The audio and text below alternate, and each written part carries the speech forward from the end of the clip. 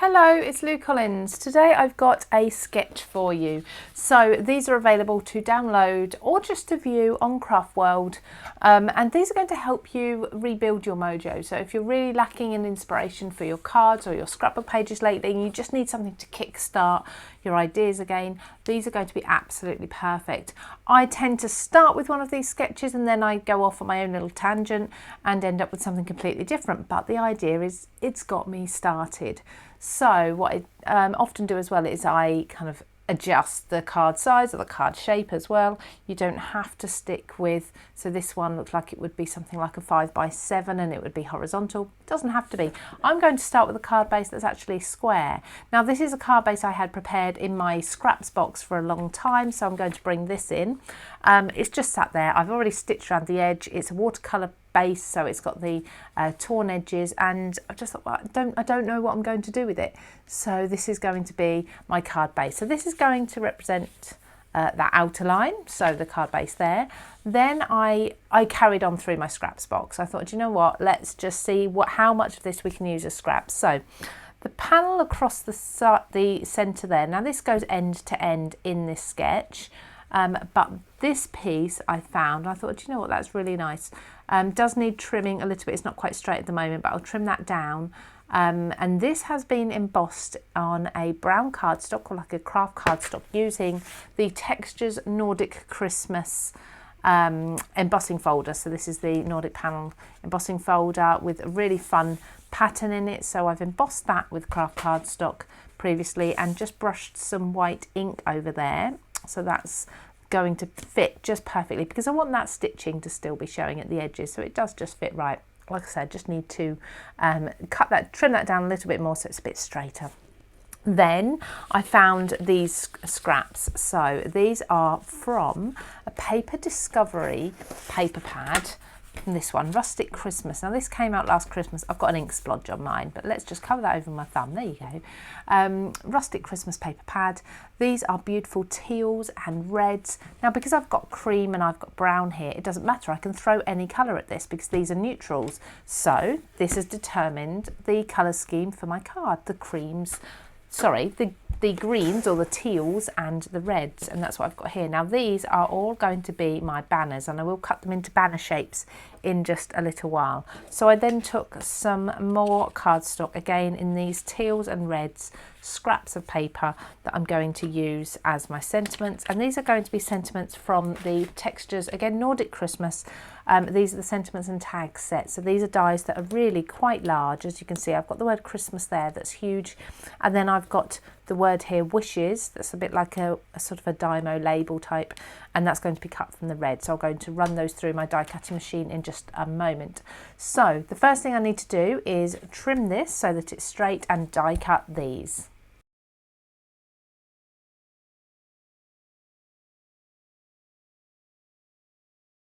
Now I think that looks lovely as it is on its own, and I'd be quite happy if I was batch making cards just to leave it like that and send cards out like that, but we're going to stick with the sketch today. So the next thing I'm going to do is cut down these shapes, these panels, into banner shapes. So some of them I want to be thicker and some thinner. They don't have to be all exactly the same width or anything like that. So I'm just going to start trimming, and I kind of want these to look like they are random and rustic. I don't want them to all look similar. I want them to look like they've been hand cut as well. So I'm not worrying about making sure that my banners are perfectly even banners either. I'm just going to work my way along, tucking these in. So I'm making them around about 3/4 to an inch wide. They'll vary in lengths, but because of the width of this banner, you can kind of adjust the lengths as you adhere them on. So this one's going to be a longer, thinner one, I think. Snip into the middle. So I'm making this one a little more central. And that can go under there, like so. I really love this colour scheme. It's starting to come together. Let's do a wider one.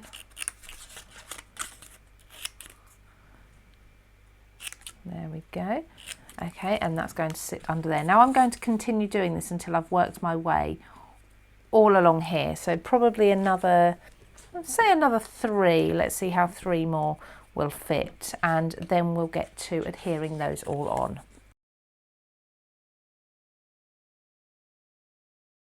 There we go. I'm happy with those. I've still got lots of scraps that I can put back into my scraps box here, so I'll do that, sort through which ones are worth keeping in just a moment. Let's just switch these over, because now I need to start adhering these down. Now, before I adhere the banners down, I am going to go around each one, and I can do this as I glue with a brown ink, and that's just going to help raise this up.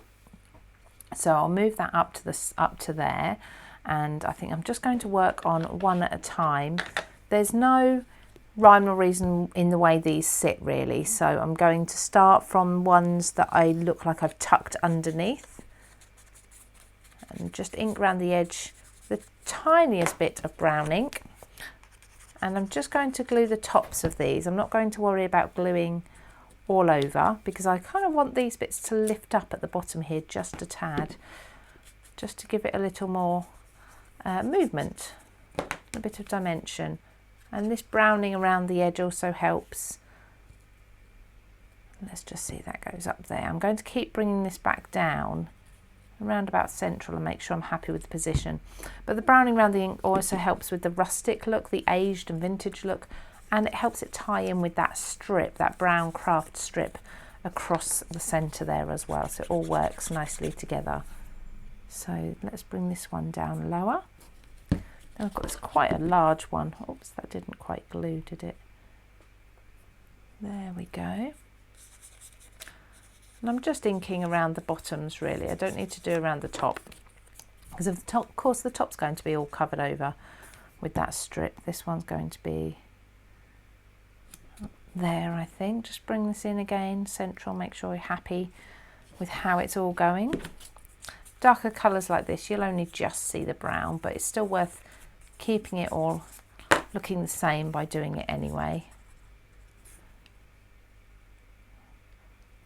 Let's bring that one down a bit lower. This one I think I'll tuck behind. It's quite a wide one. The wider ones are easier to tuck behind. You can still see them. So we'll put that up quite high, I think, that one. And then lastly, last one's quite a white colour, so you'll really see the brown on this one. And let's overlap that one. Let's just check that if that's there. Yeah, that's nice and even, isn't it? I think that's quite nice like that. So then I need to just pop that away. I need to add the glue to my sentiment, which is going to be down the middle of these. Now, another way of adhering these, which is a little more time consuming but well worth doing if you do have the time and the patience, is to use double-sided foam adhesive. Now, we do have it at Craft Stash. I absolutely love it. It's brilliant for lifting up, raising up areas. You can die cut it, so you could die cut these shapes again out of the foam and then adhere them to the back of your die cuts.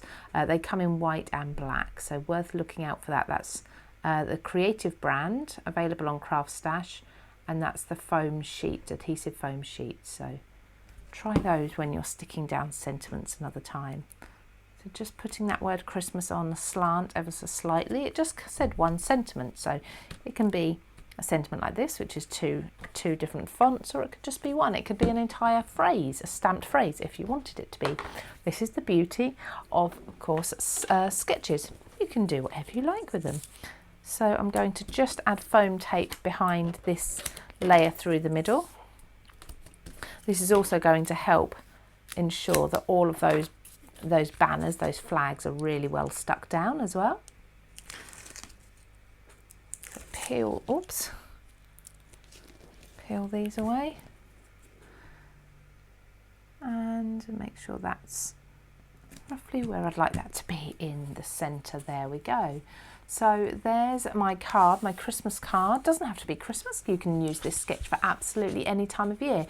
But you'll find the sketch available to either view or download on Craft World. You can follow the link in this post as well. It'll take you straight there. And while you're on Craft World, make sure you're posting photos in the inspiration gallery, because we'd love to see what you make when we provide templates and sketches like these.